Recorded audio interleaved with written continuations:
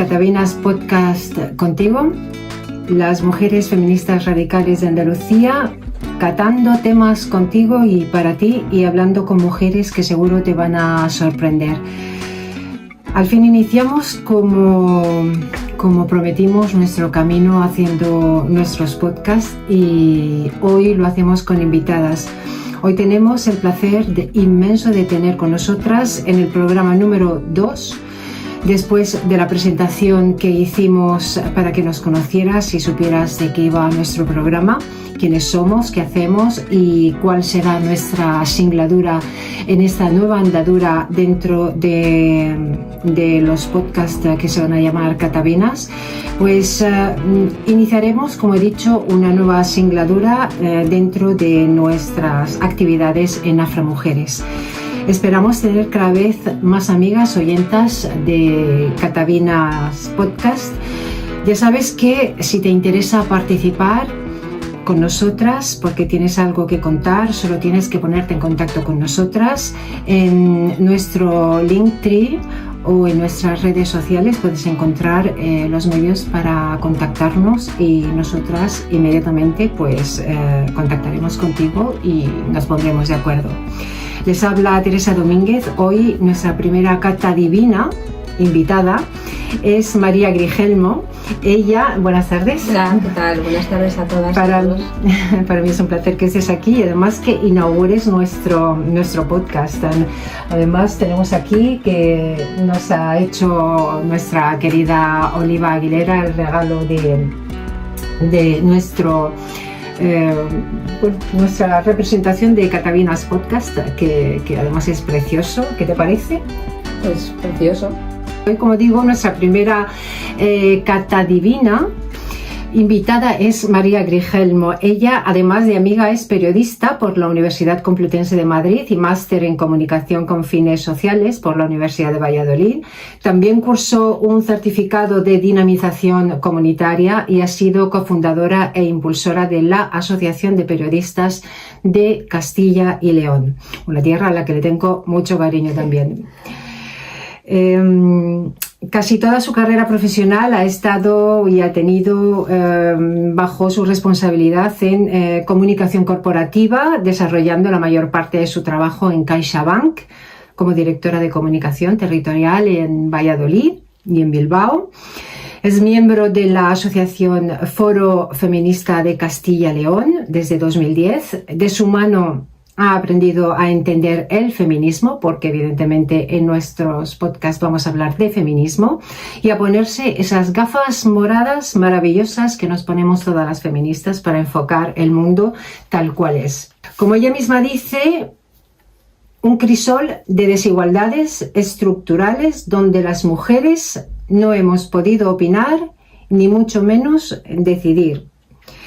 En 2018, por hacerles una pequeña introducción, María colaboró muy intensamente en los actos del 8M, participando en el movimiento Las Periodistas Paramos. Es coautora del manifiesto que se leyó el 8M en 2019 en Madrid, ante una plaza Reina Sofía completamente abarrotada. Desde entonces ella quiso unir el periodismo al feminismo y el resultado es el libro del que hoy vamos a hablar y que tenemos aquí. Bueno, yo lo tengo completamente marcado de pequeños papelitos porque me lo tengo más que estudiado. He hecho la tarea. Muy bien. Sí, y como digo, que desde entonces ella quiso unir el periodismo al feminismo y el resultado, pues eso, es este libro, ¿no? Este maravilloso libro del que hoy hablaremos y que está teniendo muy buena acogida, no solo entre la familia académica universitaria, sino también pues entre el público en general, ¿no? También es coautora del libro, como muchas de vosotras sabréis, Las nietas de la memoria, con otras coautoras, ¿no? 10 relatos sobre abuelas, sobre sus abuelas, ¿no? En la guerra y en la posguerra, que también recomiendo. Como introducción al libro diré que Claves para un periodismo feminista es más que un libro, es un manual práctico que nos muestra que un estilo de redacción feminista es posible. Es una herramienta imprescindible no solo para profesionales del periodismo, sino para toda persona que desee de alguna forma erradicar el sexismo en su discurso. Hoy vamos a conversar desde Catavinas Podcast con María Grigelmo sobre este libro, sobre algo más del libro. Un libro que además proporciona una mirada valiosa e interesante, sus perspectivas y el panorama del periodismo desde una óptica feminista. Y no solo ya el papel de las mujeres en el periodismo, sino también vamos a hablar de todo lo que concierne a las discriminaciones, a las buenas, a las malas prácticas. Pero ya me voy a dejar de presentar y vamos a pasar directamente a la charla con María, que es lo interesante, ¿no? Entonces yo me gustaría, antes de entrar en materia directamente con el libro, me gustaría que nos contaras un poquito, María, porque tú como yo, ¿no? Nos decimos feministas, ¿no? Pero ¿cómo llegaste al feminismo? ¿Cómo el feminismo llegó a ti, María? Pues ¿cómo llegamos al mundo? Pues naciendo. Sí. ¿Y cómo llegas al feminismo? Pues viviendo. Es algo que forma parte de la vida, ¿no? La desigualdad que tenemos que sufrir las mujeres. Yo no te puedo decir en qué momento dije, ay, voy a leer sobre feminismo. No sé muy bien cómo fue, pero la cuestión es que en 2010 quise ser parte de la asociación Foro Feminista de Castilla y León y con lo cual antes ya yo tenía alguna inquietud, puesto que quise estar con estas mujeres tan impresionantes que tenemos en Valladolid. Y claro, ya de su mano, pues empecé a aprender muchas cosas. Evidentemente yo algo ya estaba percibiendo, ¿no?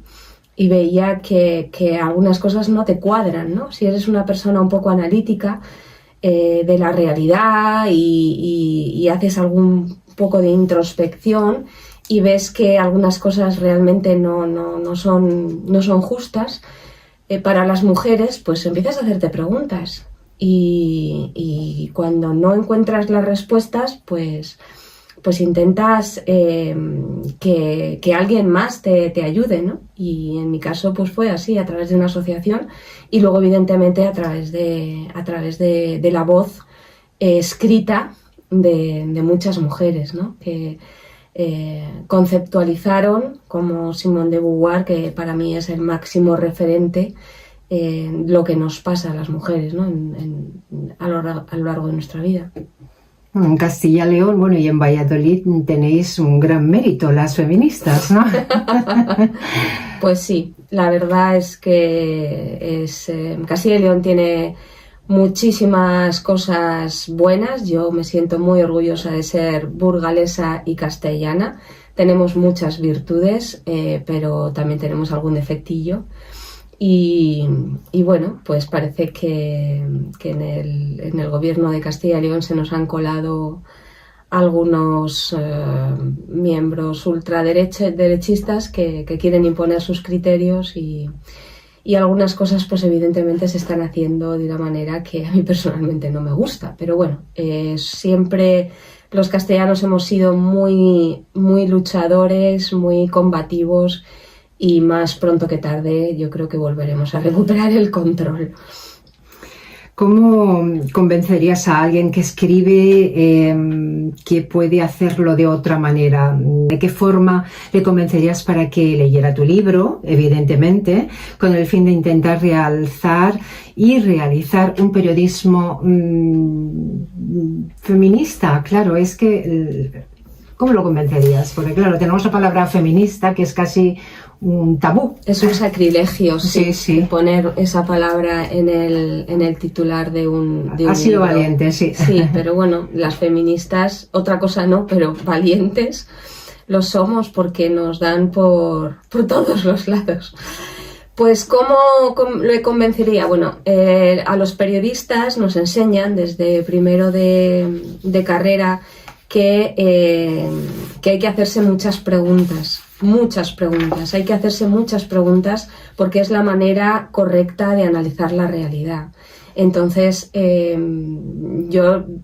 mi sugerencia para estos posibles o estas posibles periodistas que puedan estar escuchando es que nunca nos quedemos con la primera versión de los hechos, intentemos siempre cuestionar todo lo que se nos ha dicho y buscar nuestras propias respuestas, ¿no?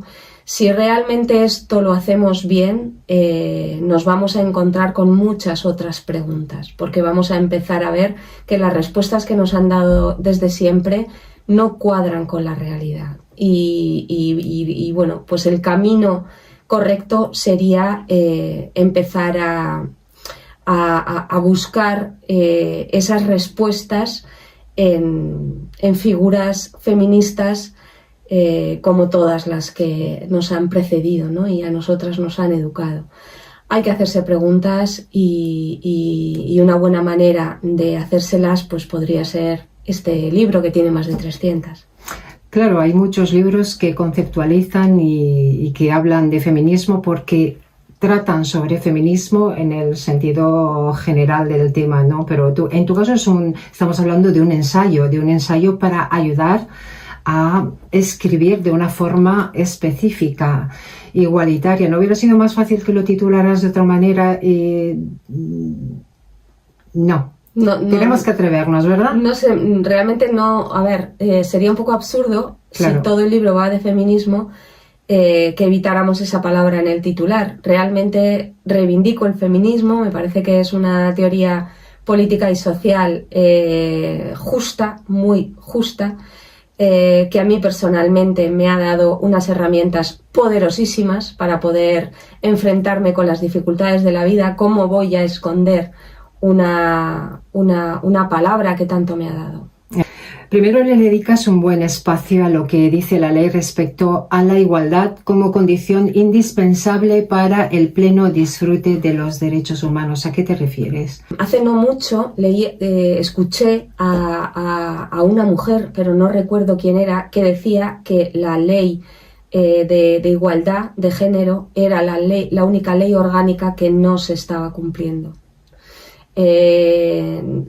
Tenemos un montón de leyes, o sea, para quienes crean que esto del feminismo es algo que unas cuantas mujeres defendemos sin mucho criterio, he querido poner por delante y además poner por delante en los primeros capítulos del libro toda la batería de leyes, desde las internacionales, desde Europa, las nacionales, que vindican la necesidad de buscar caminos para que las mujeres tengan las mismas oportunidades reales que los hombres a lo largo de la vida, ¿no? Y si hay tantas leyes, hay una realidad, y es que hay una desigualdad. Entonces es tan evidente que negar la evidencia es absurdo, ¿no?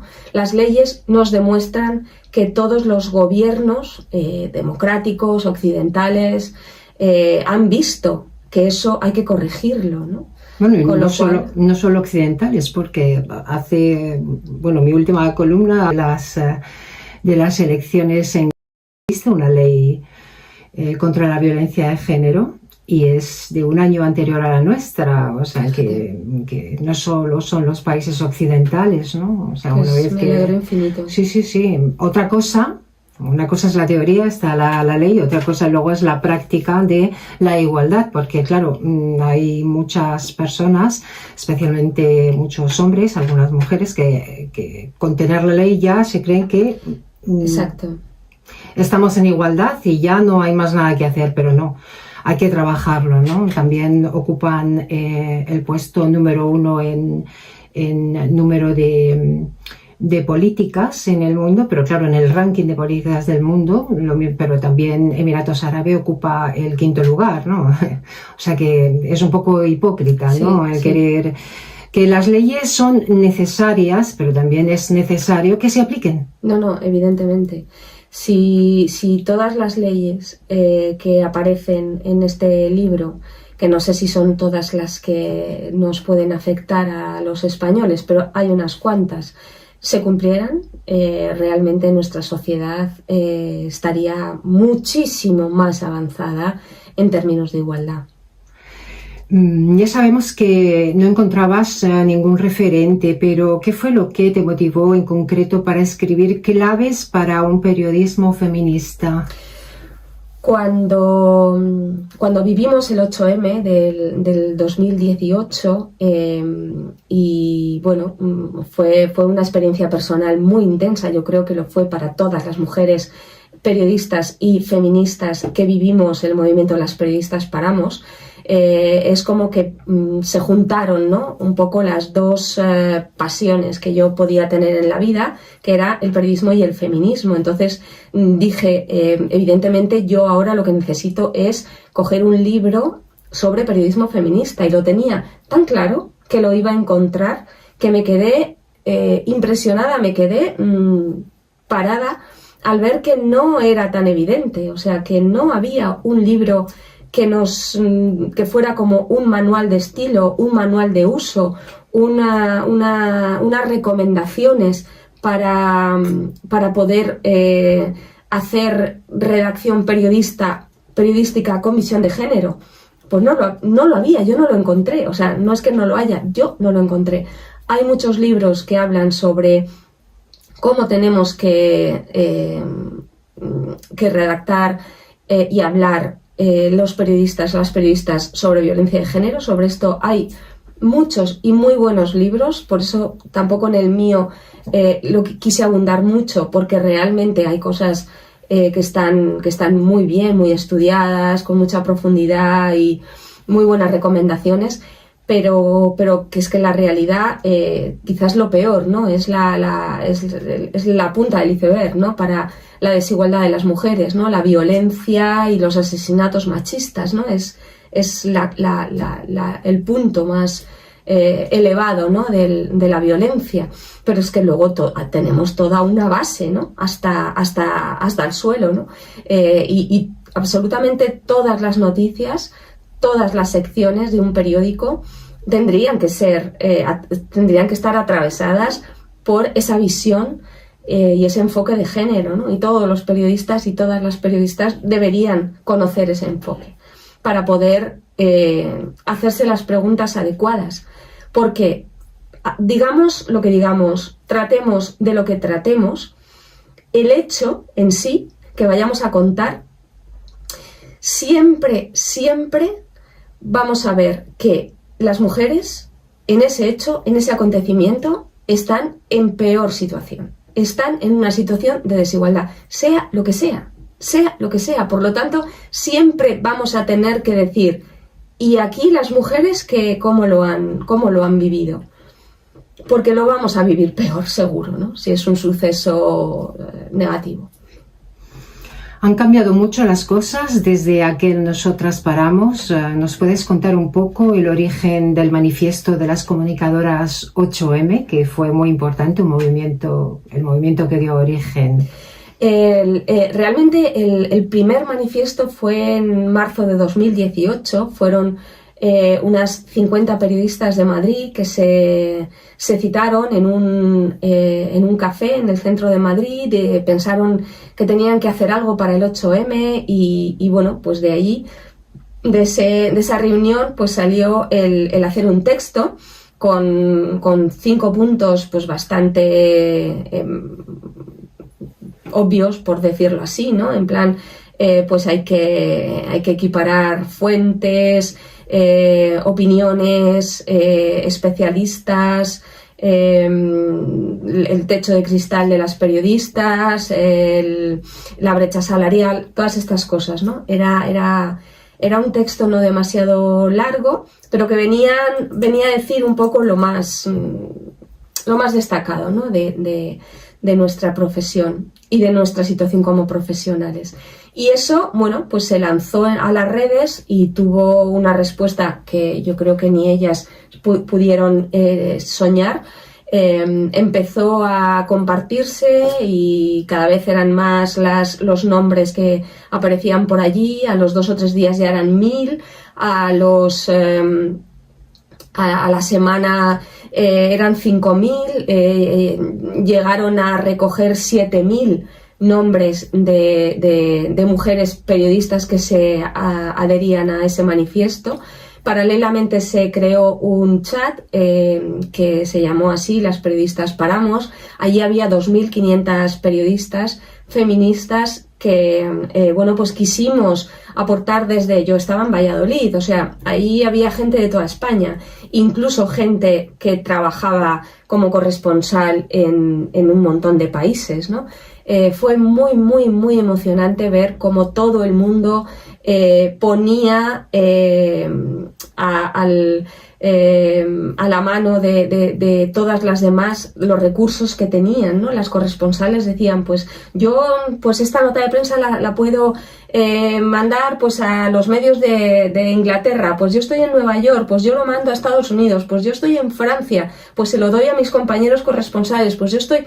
O sea, era alucinante, ¿no? Cómo estábamos trabajando y a mí no me cabe duda de que ese trabajo, esa unidad que tuvimos todas esas mujeres en ese chat intentando que el 8M de 2018 no fuera un 8M cualquiera, pues hizo que empezara a saltar a los medios de comunicación, ¿no?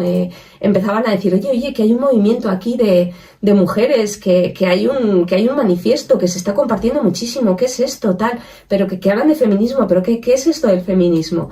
Y las tertulias de la mañana, de la tarde, en los medios en las televisiones generalistas, ¿no? Pues lo llevaban a sus tertulias y, oye, que parece que este año el 8M va a ser mucho más intenso y además va a haber una huelga feminista. ¿Qué es esto de la huelga, no? Y invitaban a gente para que contaran qué era esto de la huelga feminista y por qué hacíamos huelga y qué nos pasaba a las mujeres, qué nos estaba pasando. Y de hecho, el día 8M hubo muchas primeras espadas del periodismo nacional que no fueron a trabajar. Julio Otero no fue, Ana Rosa Quintana no fue, Sandra Sabates no fue. Mucha gente que todos los días pone su cara y su voz, ese día no estaba. Entonces todo el mundo decía, pero ¿por qué no han ido hoy? ¿Pero qué está pasando, no? Entonces realmente sí se hizo una cuestión nacional. Y en las familias empezaron a hablar del feminismo, ¿no? Y la nieta y la abuela se hablaban y decían, pues hija, yo es que en mis épocas pues pasaba esto y tal. Pues no, abuela, tú no te tienes que conformar porque las mujeres tenemos derecho, no sé qué, tal. Fue algo verdaderamente, perdón que me he enrollado mucho, pero fue algo muy emocionante. Sí, todas lo vivimos de una manera muy emocionante, es cierto. ¿Cuál es el mensaje principal que esperas transmitir a tus lectores con este libro? Por ejemplo, hay un capítulo que me parece muy importante que se titula ¿Qué pasa con los estereotipos? ¿Qué papel juegan los medios en la formación de los estereotipos, ¿no? Tienen mucha responsabilidad y mucha culpa. Realmente no sé muy bien ni por dónde empezar porque es un tema bastante complejo, pero en el libro intento explicar que desde pequeñitos todo lo que nos cuentan está lleno de estereotipos, ¿no? Y son frases hechas, son refranes, son imágenes, son películas, son dibujos animados. Todo eso está absolutamente lleno de estereotipos y nuestras madres y nuestros padres y nuestras abuelas nos lo repiten.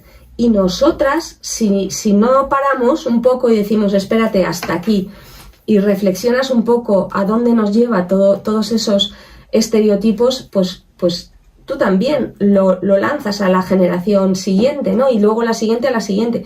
Y eso no se para nunca, ¿no?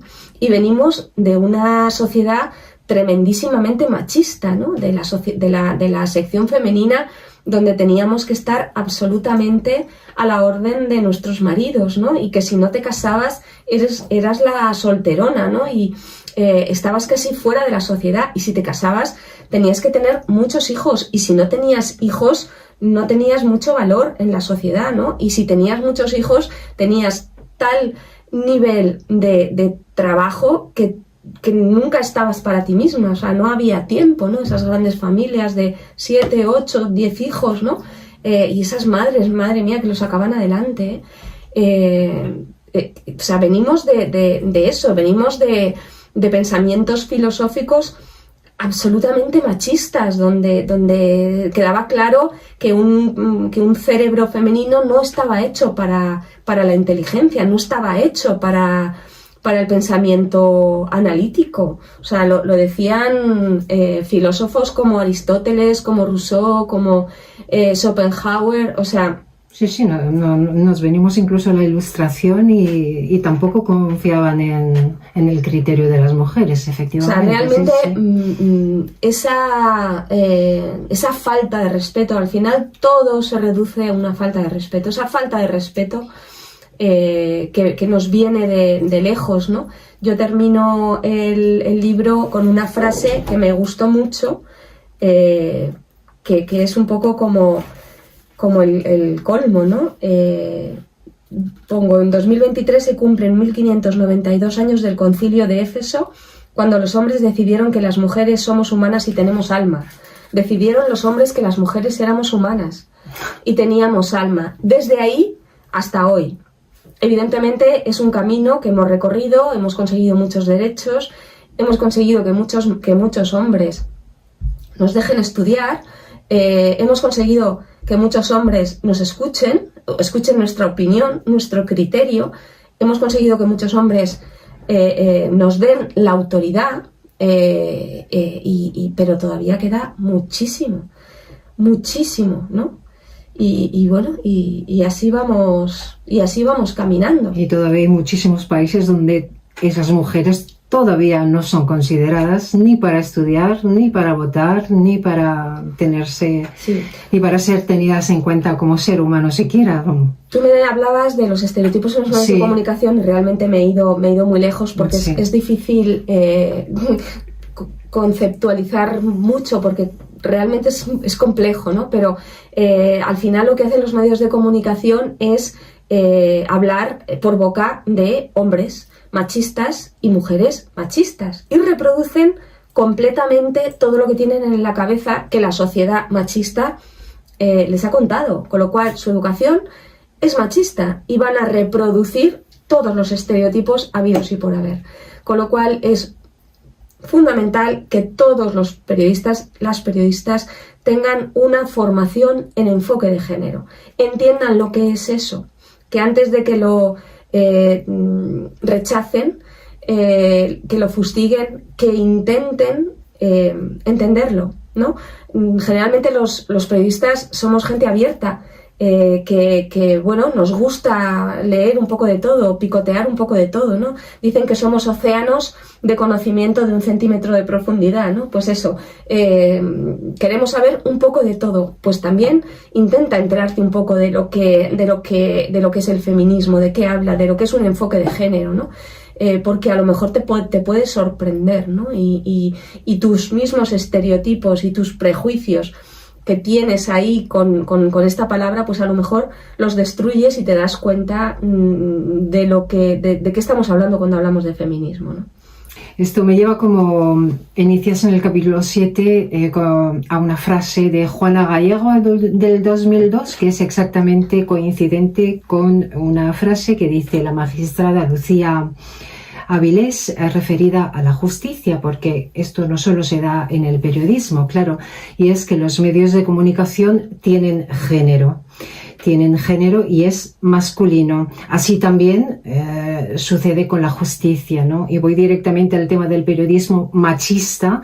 Cuéntanos cuáles son las barreras para incorporar el discurso informativo feminista, por ejemplo, los titulares, ¿quiénes son los que finalmente permiten que, porque claro, tenemos titulares machistas, malos estilos, hablas de los duales, etcétera, etcétera, ¿no?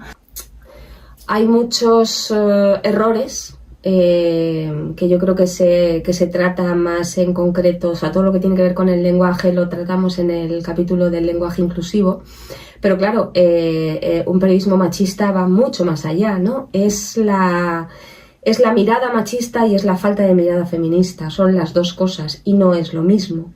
O sea, es que tú partas de la base de que hay una desigualdad estructural de partida, y entonces todo aquello que vayas a contar incorpores esa separación, ¿no? De las niñas por un lado, de los niños por otro, de lo que les cuentan a unas, de lo que les cuentan a otros, y que eso va, esa columna, ¿no? Esa doble columna se va manteniendo a lo largo de la vida de una persona, ¿no? Sea un hombre o sea una mujer. Entonces, pues lo que estábamos diciendo antes, o sea, si un hombre no se educa en género, no va a ver a las mujeres, directamente no las va a ver, porque a él le han educado la mirada para que solo vea otros hombres, para que se sienta identificado con su colectivo, que es el de los hombres, es el colectivo que manda, es el colectivo que tiene la autoridad. Y es el colectivo que toma las decisiones importantes. Y luego estamos las mujeres que apoyamos, colaboramos, siempre y cuando la maternidad y las responsabilidades de cuidados de padres, de hermanos, incluso de maridos nos dejen, ¿no? Entonces, bueno, pues... Claro. Son muchas cosas. Claro, eso es lo que dices, que se entiende por discurso feminista, ¿no? Y que cuáles son los desafíos específicos que enfrenta el periodismo feminista en la actualidad, ¿no? Que tenemos que entrar de lleno en lo que es el lenguaje inclusivo, ¿no? Y puedes ponernos algunos ejemplos de lenguaje inclusivo que no se esté utilizando adecuadamente. En el libro utilizo un ejemplo de dos titulares que se publicaron en el 2021 y 2020 más o menos en El País y en Europa Press. El País era una frase de Macron que hablaba de la Europa de los hombres, ¿no? Y en Europa Press era un titular que hablaba de todas las personas que habían cometido violencia de género, ¿no? Entonces, pues yo lo que digo es que precisamente la palabra hombre y la palabra personas tendrían que haber sido intercambiadas en esos titulares, ¿no? Macron tenía que haber dicho la Europa de las personas, y en Europa Press tenían que haber titulado los hombres que cometen violencia de género, ¿no? Eso, en esas decisiones de elegir personas o elegir hombres, hay machismo. Porque cuando ensalzas aparecen los hombres y cuando quieres esconder aparecen las personas, ¿no? Y los hombres se diluyen en la palabra personas. Claro, pero eso es consciente. Pues eso es consciente. Ya no sabemos cómo, o sea, puede serlo, no estamos en la cabeza de los periodistas. Porque que si estamos así. hablando de violencia de género, de violencia machista, no hay otra alternativa que pensar en que es la violencia hombres, que ejercen los hombres. Que si utilizas un titular con personas es evidente que es consciente. Sí. Dedicas un capítulo importante a la imagen en los medios y me gustaría que nos contaras un poco más sobre cómo se ve la imagen de la mujer en el manual de estilo, las propuestas de uso de las imágenes en caso también de violencia machista referida a los agresores, tanto unos como otros, según tu opinión. ¿Qué se debe mostrar? ¿Qué no se debe mostrar? ¿Cómo se deben contar las cosas? Vale. En las noticias sobre violencia de género, que como repito, yo creo que es el tema que mejor se ha estudiado y analizado y abordado, y hay más personas, más mujeres, la mayoría, que han escrito sobre esto, Voy a poner un ejemplo. Si estamos hablando de, por ejemplo, 4 mujeres han sido asesinadas por violencia machista en el pasado mes de abril. Podemos poner 2 clases de imágenes. Podemos poner una imagen donde esté una mujer tapándose la cara, llorando, hundida, o podemos poner la imagen de una manifestación de todas las mujeres haciendo así, diciendo esta es la lucha de las mujeres. Es muy diferente si pones una imagen o pones otra. Es muy diferente. El juego de luces, los colores, las angulaciones de cámaras también influyen, ¿no? ¿Nos puedes explicar un poco dónde se ven esos sesgos sexistas? Sí, bueno, yo no soy ninguna especialista en el tema de la imagen. He leído cosas y las cosas que me han parecido interesantes un poco para apuntar como ejemplo. En general, todo este libro, mi objetivo es inducir a la reflexión. O sea, no pretendo que aquí esté el todo, porque evidentemente eso es imposible. Pero sí eso, abrir preguntas en el cerebro, ¿no? Y decir, pues mira, es que resulta que aquí hay todo un mundo por descubrir. Y el tema de la imagen es todo un mundo por descubrir. Yo pongo unas pinceladas, ¿no? Para que quien quiera y le interese, ¿no? Se sienta con curiosidad y tal, le despierte curiosidad, pues vaya y lea más cosas. Y pongo, bueno, pues eso, algunas cosas que a mí me llamaron mucho la atención sobre, por ejemplo, el lenguaje audiovisual, ¿no? El cómo una cámara te puede estar manipulando para que exactamente pienses de los personajes lo que el director quiere decir, ¿no? Y lo hace con las luces, con las oscuridades, con las penumbras, ¿no? Con los contraluces. Lo hace con los enfoques. A quien pone en el primer plano, que sale mucho más grande, a quien pone en el segundo plano, que sale mucho más pequeño. Lo puede hacer con los picados de abajo arriba, con los contrapicados. O sea, un picado hace a la persona mucho más importante, un contrapicado mucho más pequeña, porque va de arriba abajo. Todo eso es lenguaje audiovisual y todo eso puede manipular nuestra percepción sobre el papel que en esa historia está jugando un hombre o está jugando una mujer, ¿no? El que, pues no lo sé, yo me acuerdo que me hizo mucha gracia una película que vi una vez donde estaban en el edificio donde ella trabajaba y de repente hay como un incendio o algo pasa y tal. Y él había ido a visitarla a su trabajo. Entonces, en el momento en que ya tienen que salir corriendo, ¿qué es lo que ocurre? Pues que él le da la mano y es él el que tira por el edificio. Cuando el edificio, quien conoce ese edificio era la mujer, ¿no? Pero evidentemente es él el que le coge la mano y salen corriendo y es él el que va tomando las decisiones para salvar la vida de los dos, ¿no? Sería muy difícil ver a una mujer que le coge la mano a él y que le guía, que sería lo lógico y normal, porque quien sabe y quien conoce ese edificio, en ese caso de esa película, era ella, ¿no? Claro, yo me partía de la risa. Sobre el impacto social, ¿cuál crees que es el papel del periodismo feminista en la creación de los cambios sociales y culturales? El papel de los periodistas. A ver, el periodismo es una actividad de transformación social. Yo lo veo así. Lo son los dos, el periodismo y el feminismo. Deben transformar la sociedad y la deben mejorar, porque eso es uno de sus fines, eso es uno de sus visiones, creo yo. Vaya, o sea, cada uno atiende a objetivos específicos diferentes, pero al final el fin es mejorar la sociedad en la que vivimos, ¿no? El feminismo se ocupa de las desigualdades que afectan a las mujeres y el periodismo se ocupa de todo lo que tiene que ver con los conflictos de intereses, con los poderes económicos, con los poderes políticos, y siempre hemos dicho que el periodismo es el cuarto poder, ¿no? El que se supone que tiene que de alguna manera controlar a los otros tres, ¿no? Y un poder que si no existe, es directamente proporcional a la existencia o no de una democracia. Si un país se supone que tiene los tres poderes, pero no hay libertad de expresión, ese país no tiene democracia. Por tanto, el periodismo lo que tiene que hacer es siempre estar ojo a visor a ver dónde están los excesos, ¿no?, del poder. ¿El periodismo feminista tú crees que ha tenido ya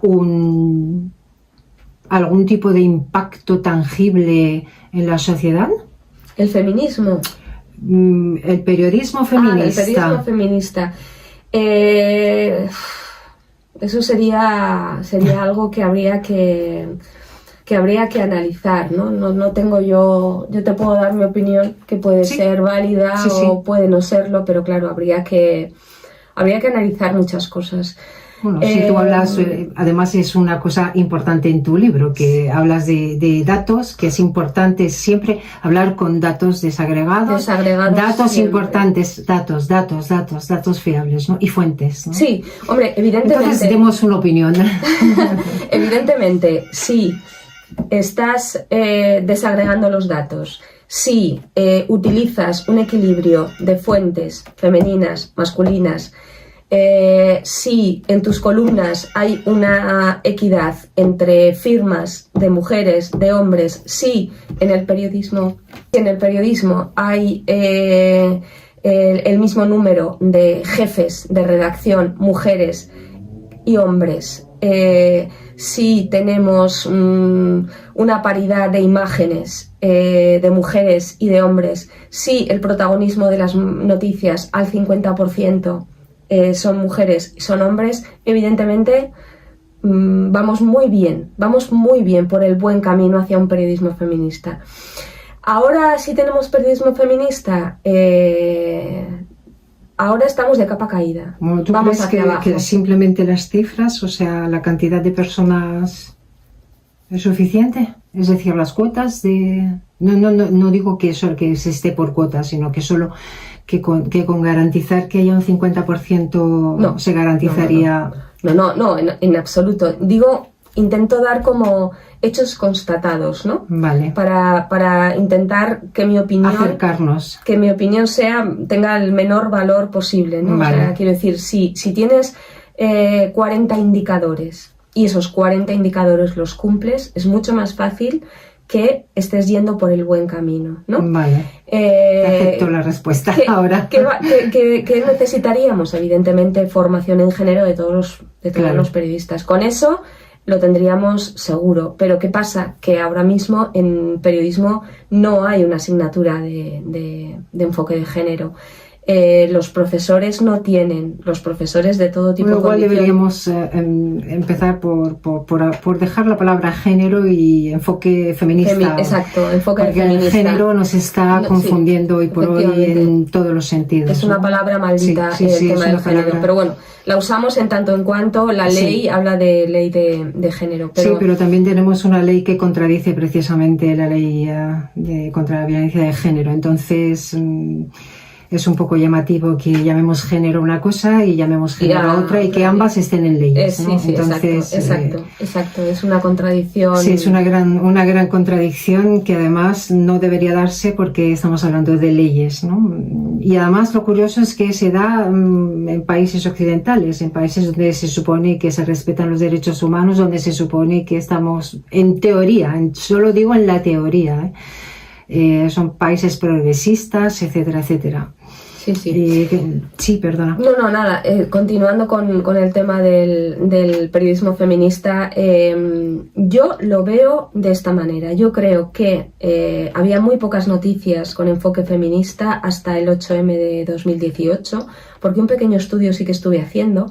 Lo hice, por ejemplo, sobre El País, no pude ver todos los periódicos, pero sí que me dediqué durante unos días a ver un poco noticias, ¿no? que se habían publicado y tal, antes del 2018 y después del 2018, Y sí que hay una clara diferencia, muchísimo más a favor a partir del 2018. Periódicos como El País o, yo que sé, Público, el Diario.es o Tribuna Feminista, todos los periódicos empezaron a diseñar, ¿no?, a construir noticias y titulares donde sí que había enfoque de género, porque sí que se trataba de la desigualdad de las mujeres, ¿no? Y eso pasó pues hasta 2020. Y esas noticias sí tuvieron consecuencias en la sociedad, sí las tuvieron, porque evidentemente el periodismo influye y muchísimo, mucho más de lo que la gente puede considerar. Y si me dejas hacer una pequeña desviación, voy a poner un ejemplo. ¿Te acuerdas del mundial que ganaron las futbolistas españolas? Sí, me acuerdo. Yo lo seguí muy de cerca desde el punto de vista de los medios de comunicación. Me quedé horrorizada de cómo titulaban en portada y cuál era la imagen de los periódicos deportivos antes del Mundial. Ya sabíamos que iba a jugar la final, ya sabíamos que podían ser las campeonas, pero todavía eran finalistas. Y en periódicos deportivos, la imagen era la cara del entrenador, que te quedas alucinada. O sea, hay un equipo de 21, 22, no sé cuántas lo forman, de mujeres que estaban a punto de ser las mejores del mundo en un deporte, y el periódico va y pone la cara del entrenador. Ahora mismo, o sea, evidentemente ganaron el Mundial, luego pasó todo lo de Jenny, ¿cómo se llama? ¿Era Rubiales? Sí, Rubiales. Y bueno, pasó todas esas cosas, ¿no? ¿Y eso qué consecuencias tuvo? Bueno, pues la consecuencia que tuvo es que los medios de comunicación empezaron a enfocar los equipos femeninos de fútbol. Que yo siempre intento explicar que por favor no digamos el fútbol femenino. No, el deporte es el mismo. Lo único que cambia es el sexo. Pueden ser futbolistas mujeres o futbolistas hombres, pero el deporte es el mismo, es fútbol. Y buen matiz, sí. Y el momento en que ganaron y los medios de comunicación se empezaron a fijar en ellas, tuvieron una relevancia en los medios de comunicación que no habían tenido nunca. Es verdad que ganaron el Mundial, pero es que no había pasado jamás. Es que ya había más deportes donde mujeres habían... es verdad que es el deporte rey, no sé qué, pero ya había otros equipos que habían ganado mundiales, equipos femeninos. Nunca, jamás había pasado eso. Cuando los medios de comunicación pusieron el foco, empezaron a salir en portada y se empezaron a llenar los estadios. O sea, pero fue así. Con lo cual, si pones el... Es que... como muchas veces te dicen, no, es que una futbolista no puede ganar lo mismo que un futbolista porque ellos arrastran muchísimo más dinero. Bueno, pues arrastran muchísimo más dinero, ¿por qué? Porque tienen el foco de los medios. Tú pon el foco de los medios en un equipo femenino, síguelo durante un año, ponle portadas y ya te diré la gente que tiene detrás. Pues sí. Con lo cual, es importantísimo. Y yo creo que los medios de comunicación, los periodistas tenemos que ser muy conscientes del poder real que tenemos como profesionales de la información en poder variar las cosas, sobre todo las cosas que no están bien. Es que podemos contribuir desde nuestra pequeña posición. Tenemos un papel importantísimo, mucho más de lo que podemos pensar.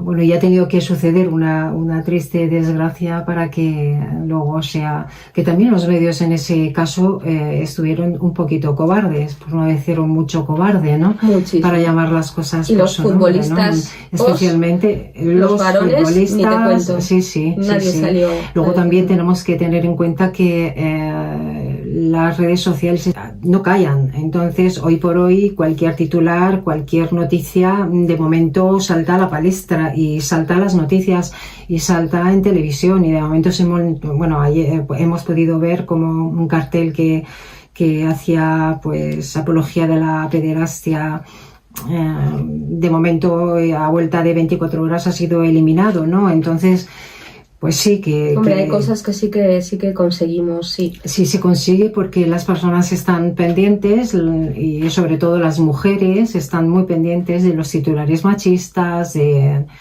pero seguimos teniendo evidentemente mucho que mejorar en ese terreno, ¿no? Tienes una sección de recomendaciones prácticas para periodistas, hablas de distintas secciones con datos desagregados, las preguntas que debemos hacernos, los datos que debemos tener en cuenta, como comentábamos antes, algunos ejes.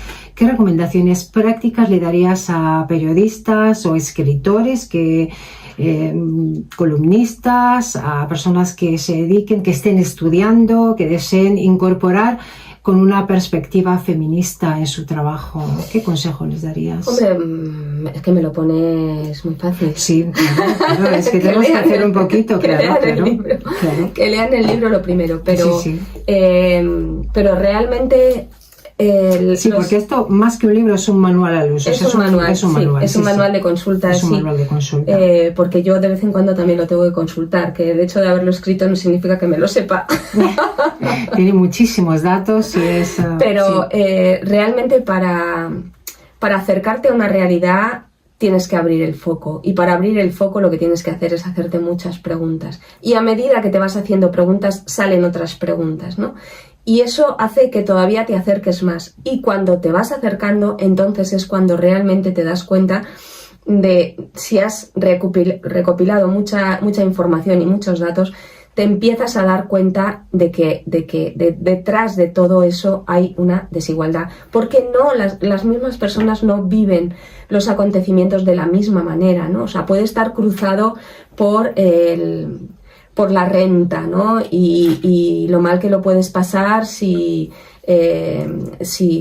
tienes problemas económicos, lo puedes pasar mal si tienes problemas de salud, lo puedes pasar mal si tienes problemas de raza, ¿no? Y lo puedes pasar mal si eres una mujer. Entonces, que realmente todo eso tienes que analizarlo cuando estás realizando, o sea, cuando estás analizando y elaborando una información. ¿Tú crees que hay un periodismo escrito por mujeres y un periodismo escrito por hombres, o hay un periodismo feminista y un periodismo mal escrito? Hay un periodismo machista y hay un periodismo feminista, eso no cabe ninguna duda, y si te lees el libro ya te queda meridianamente claro. Pero sí te voy a decir una cosa, y lo decía Almudena, sí. es corresponsal de Televisión Española, que ahora está precisamente en Oriente Medio. Ariza. Almudena Ariza, que le mando un beso. Ella lo contaba, ¿no? en una conferencia que dio. Se reunían todos los corresponsales y ellos estaban interesadísimos en el calibre del arma que habían utilizado, ¿no? Los soldados y no sé qué, y las armas que estaban, y los tanques y no sé qué, y el rifirrafe y tal. Y las mujeres, nosotras buscamos una historia que contar. Nuestra mirada es mucho más social, de partida, por cómo nos han educado. Efectivamente. Entonces, si tienes a más mujeres en una redacción, no necesariamente el periodismo va a ser más igualitario, ¿no? Pero sí es verdad que ellas se van a enfocar más en los asuntos sociales, en lo que les pasa a las personas. Y quizá por ahí puedan encontrar antes la vía de hablar de la desigualdad estructural de las mujeres. Eso sí es verdad. ¿Cómo visualizas, María, el futuro del periodismo? ¿Hay tendencias o cambios que anticipes de la industria? ¿Lo ves con posibilidades de alcanzar las claves del periodismo sin sesgo? del periodismo feminista que tanto anhelamos? Yo veo que esto va muy poquito a poco. Muy poquito a poco. Esto es como la erosión, ¿no? Que tú ves el cañón del Colorado y te parece increíble que solo haya podido hacer un río, ¿no? Yo lo veo un poco así. O sea, ahora mismo estábamos hablando de fútbol. Probablemente nunca más, cuando un equipo femenino vaya a un mundial, los medios especializados pongan la cara de un entrenador, por ejemplo. Eso es una pequeña victoria. Y eso nunca va a volver otra vez a pasar, creo yo. Hay pequeñas cosas, pequeñitas batallitas, que llegan y se van quedando. Y así, poco a poco, vamos mejorando. Pero luego, pues tú sabes, tenemos unos contrapoderes muy poderosos, tenemos muchos poderes económicos que creen que el feminismo no les beneficia. Y siempre están enfrente, con lo cual, pues bueno, sabemos que es 2 pasitos para adelante, 1 para atrás, 1 pasito para adelante, 2 para atrás. Pero al final vamos erosionando. Ese machismo a base de pelear y pelear, lo vamos erosionando. Y en el periodismo también. Pero es lento. Bueno, pero eres optimista. Yo creo que la historia nos da la razón. O sea, desde que decidieron que las mujeres teníamos alma, han pasado muchas cosas. Claro, es que es... ¡Qué paciencia! ¿Desde dónde nos situamos? ¿Desde dónde nos situamos? ¿Cómo? Pues ¿Desde dónde? Sí, no podemos situarnos, es que desde dónde nos situamos, efectivamente. Ni siquiera nos podemos situar en la Ilustración, porque ahí fue cuando pedimos nuestros derechos de ciudadanas y acabamos sin cabeza, así que no sé. Claro, o 100 años, cuando las mujeres casi, prácticamente en el siglo XX, al comienzo del siglo XX, las mujeres pocas sabíamos leer. Bueno, yo no había nacido, pero las mujeres apenas sabían leer y o sea, las 4 reglas, porque rápidamente las ponían a hacer otras cosas, ¿no? Y ahora las universidades están llenas de mujeres. Bueno, pues sí, cogemos esos 100 años y decimos, hombre, pues menudo cambio, ¿no? Si cogemos los últimos 20, pues también vamos a ver cosas positivas. Y al final yo creo que sí vamos avanzando. Lo que pasa es que a veces la lucha es dura, ¿no? Y te dan ganas de tirar la toalla y decir esto es horrible. Pero esto es horrible porque estamos muy focalizados en el hoy. Pero de verdad que si nos elevamos un poco, si elevamos el foco, yo creo que sí que vamos avanzando. Pues yo soy de la opinión contraria. Si elevamos el foco, yo creo que vamos muy lentas en el sentido que son muchos milenios de patriarcado y yo creo que avanzamos muy lentas porque no nos dejan otra, eso está clarísimo, ¿no? Y evidentemente vivimos en un planeta en el que todavía hay muchas mujeres que no tienen, pues como dice Amelia Valcárcel, ¿no? No podemos hablar de olas de feminismo cuando a lo mejor de estar en la 4ª ola de feminismo cuando hay países que no están ni siquiera en la primera ola, ¿no? Entonces, bueno, pues entre lo pesimista y lo optimista tenemos que seguir luchando y no jugar a medias tintas. Aves para un periodismo feminista nace como una herramienta de trabajo y consulta y ayuda a comprender cómo se estructura nuestro pensamiento y cómo la cultura, la educación, los medios condicionan nuestra percepción de las cosas a través de estereotipos y prejuicios que ofrecen una visión parcial de la realidad. Y hasta aquí hemos llegado y hasta aquí nuestro podcast de hoy. Vamos a despedirnos con unas palabras de María, que me gustaría que como primera invitada nos despidieras el programa. Pues mira, quería despedirme con una palabra y esa es sororidad. Bien, bonita palabra. Tenemos que reivindicar la ayuda de las mujeres a las mujeres. La cultura patriarcal intenta siempre hacernos competir, separarnos, y realmente la persona que mejor podemos tener a nuestro lado, que nos va a apoyar, que nos va a cuidar, que nos va a defender, es otra mujer. Así que, por favor, defendamos a las mujeres y cuidemos a las mujeres, a todas las mujeres, y una cosa muy importante. Luchemos por tener una imagen colectiva digna. Muchas gracias, María Grigelmo. Te has convertido en nuestra primera Cata Divina. Ha sido un placer tenerte con nosotras. Y a las demás las emplazamos al próximo programa, donde tendremos más sorpresas. Salud, compañeras, feminismo y que viva la lucha de las mujeres. ¡Que viva!